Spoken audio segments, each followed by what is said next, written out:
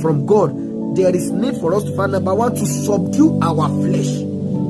So as far as your spiritual growth and transformation is concerned, you have to fast. You've got to engage in fasting to subdue the flesh so you can amplify the spirit. You've got to because the Bible told us, the book of Galatians, the flesh wrestle against the spirit and the spirit against the flesh. But Romans chapter 8, the Bible told us that you can mortify the deeds of the flesh by the spirit. So fasting is one of the ways in which you subdue your flesh. Fasting is one of the ways in which you subdue your flesh. Fasting is one of the ways in which you subdue your flesh to amplify your spirit.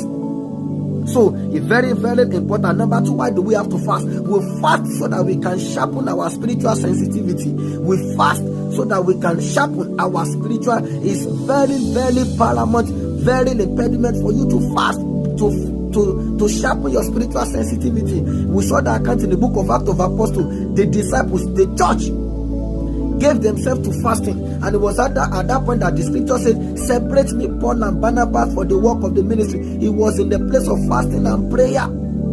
He was in the place of fasting. So when we talk about spiritual growth and transformation, it's very important that we know that we need to engage in some spiritual discipline, of which fasting is one of it. Why do we fast? We fast to strengthen ourselves in the place of prayer. We fast to strengthen ourselves in the place of prayer. Isaiah, the Bible told us, Isaiah chapter 50, you see, there are some chains that will not be broken in your family. There are some chains that will not be broken in your life until you engage in fasting. We saw that account in the book of Matthew, the scripture that we read, Matthew chapter 14. Jesus Christ told the disciples, this kind goeth not and see. There are some demons, there are some generational yoke, there are some generational chains that will not be broken in your family, in your lineage, until you engage in fasting and prayer.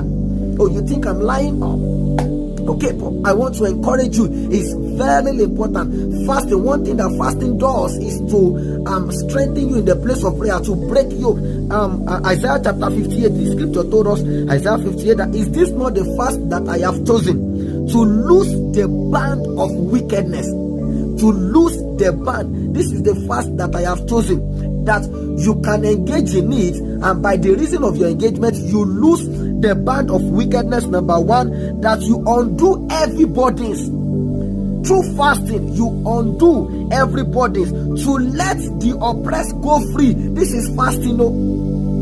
So there is something such that the spiritual discipline can do.